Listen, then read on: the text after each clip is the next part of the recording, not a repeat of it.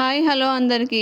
ఇక్కడ వచ్చేసి సాయంత్రము పానీపూరి చేస్తున్నాను. పానీపూరి కోసం వాటర్ కోసం పుదీనా, కొత్తిమీర, పచ్చిమిర్చి, చిన్న అల్లం ముక్క, సాల్ట్ వేసి మిక్సీ పట్టానండి. వాటర్ రెడీ చేశానమాట. ఇవైతే రెడీమేడ్ పానీపూరీస్ బయట సూపర్ మార్కెట్లో దొరుకుతున్నాయి, అందరికీ తెలుసు కదా. ఇంకా అవి ఆయిల్ పెట్టేశాను అనమాట. ఇవైతే ఆలు ఉడకబెట్టి పెట్టుకున్నాను సాల్ట్ వేసి. ఇంకా ఆలు స్మాష్ చేసి ధనియాల పొడి, ఉప్పు, పసుపు, కారం, కొంచెం కొత్తిమీర వేసి స్మాష్ చేసి పెట్టానండి. మన పానీపూరిలో పెట్టుకోవడానికి బాగుంటుంది కదా. ఇంకా చూడండి, పూరీలు అలా ఆయిల్లో వేస్తే అలా పొంగుతున్నాయి, ఎంత బాగా అనిపిస్తున్నాయి కదా. ఇవి చాలా తక్కువగా దొరుకుతాయి. ఇంకా మనం పానీపూరి కోసం పూరీలు చేసుకునే బదులు ఇట్లా రెడీమేడ్గా తెచ్చుకొని కూడా చేసుకుంటే తొందరగా ఈజీగా అయిపోతాయి కదా. పిల్లలకి సాయంత్రం పూట్ల త్వరగా చేపించడానికి చాలా బాగుంటాయి. మనకైతే ఒక ప్యాకెట్లో నాకు 20 రూపీస్ పడిందండి. ఒక 40 వరకు వచ్చినాయి. మేలే, చాలా బాగా వచ్చినాయి చూడండి. ఇవన్నీ ఒక ప్యాకెటు. ఇంకా చాలా మేలు అనిపించింది నాకైతే. నేను ఇట్లా బయట ఇప్పుడు తినకూడదు కదా, వర్షాకాలం అని చెప్తున్నారు కదా, ఎందుకులే అని ఇంట్లోనే తయారు చేశానండి పానీపూరి. చూడండి ఎంత బాగా వచ్చాయి, చాలా టేస్టీ కూడా ఉండింది.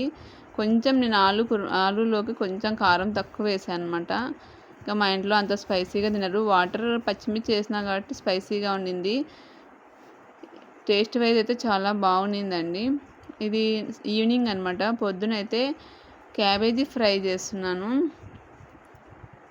క్యాబేజీ ఫ్రై ఇది చాలా బాగుంటుందండి. కడాయి పెట్టేసుకొని ఆనియన్స్ వేసి బాగా వేగిన తర్వాత, పోపు గింజలు ఆనియన్స్ వేసి బాగా వేగిన తర్వాత క్యాబేజీ కూడా కడుక్కొని మొత్తం దీంట్లోకి వేసేసి బాగా ఫ్రై చేయాలి.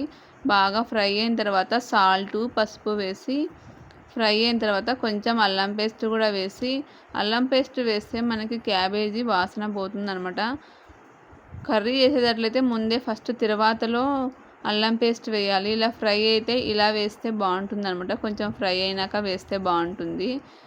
ఇట్లా క్యాబేజీ, అల్లము అన్నీ బాగా ఫ్రై అయిన తర్వాత మన టేస్ట్ తగ్గట్టు ధనియాల పొడి వేసుకొని ఫ్రై చేసుకోవాలి. మిక్సీ గిన్నెలో కొబ్బరి, కారం, ఎల్లిపాయలు, కొంచెం ఉప్పు వేసి మిక్సీ పట్టుకొని పెట్టుకోండాలండి. ఆ పొడి వేసి కలిపితే చాలా బాగుంటుంది అనమాట. టేస్ట్ చాలా బాగుంటుంది. రైస్లో కానీ, చపాతీలో కానీ, రొట్టెలో కానీ కర్రీ టేస్ట్ మాత్రం బాగుంటుంది అనమాట. ఇది క్యాబేజీ ఫ్రై ఇలా చేస్తా అండి, చాలా బాగుంటుంది.